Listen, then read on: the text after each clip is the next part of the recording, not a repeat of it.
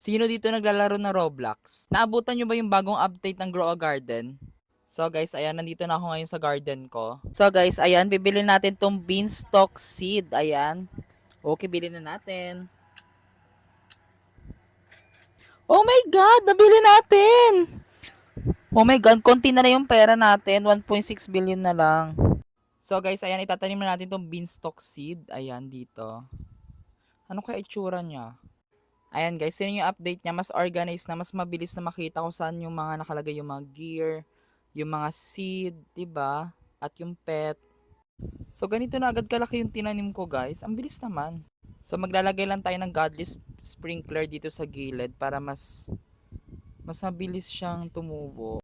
Ito siya guys. Tapos bakit wala ng tubig tong isa?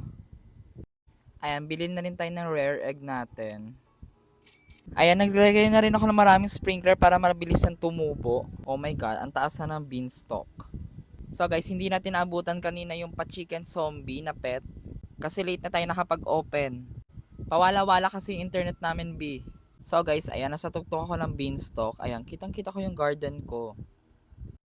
At ayan, kita ko din yung garden ng iba. Ayan, more sprinklers para lumaki lalo yung mga halaman. So sad to say guys, hindi natin naabutan yung update. Kaya bawi tayo next time.